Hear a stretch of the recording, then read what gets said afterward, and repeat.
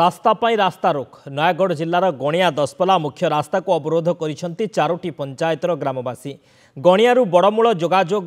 करुथिबा जो रास्ता अत्यंत विपदपूर्ण हो जाइथिबारु दीर्घ दिन हेबो अभियोग पर मध्य केही कर्णपात करुनथिले एने यार प्रतिवाद रे गतकाली गणिया ब्लॉक घेराव करथिले मध्य प्रशासन माध्यमरु कोनोसी सहयोग मिली नथिला जहाँफल आज गणिया दसपला मुख्य रास्ता को अवरोध करिसेंती चारोटी पंचायतर ग्रामवासी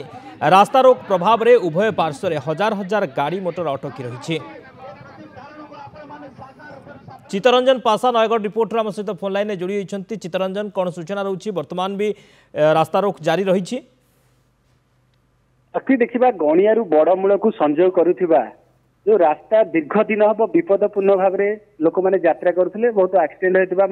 एक्सीडेंट हुए एथिरे भी बहुत लोक भी मृत्युहात होती एने जिते ग्राम चारोटी पंचायतर ग्रामवासी माने बारंबार अभियोग कले अभियोग को दीर्घ दिन है कहीं पूरण करनथिले एने से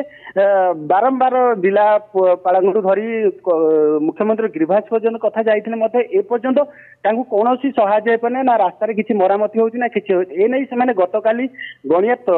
तहसिल ऑफिस घेराव करने सहित गणिया पंचायत समिति घेराव करते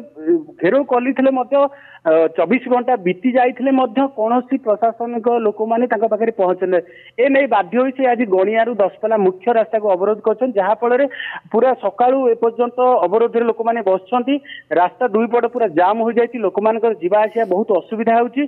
गोटे कथा हूँ शक्ति जेहेतु दीर्घ दिन हम से रास्ता कारण से अंचल गणिया सैंड रिसोर्ट अच्छी से अभयारण्य अच्छी सबू अच्छी लोक मैंने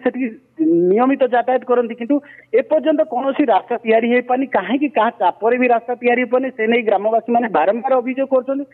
अभियोग कले फल शुन जहाँ नहीं रास्ता अवरोध कर रास्ता अवरोध हबार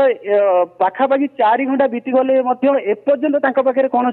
प्रशासनिक स्तर हो कि कौन अन्य कौन स्तर लोक मैंने एपर्यंत पहुंची पारना शक्ति। ओके बहुत बहुत धन्यवाद चित्तरंजन समस्त सूचना।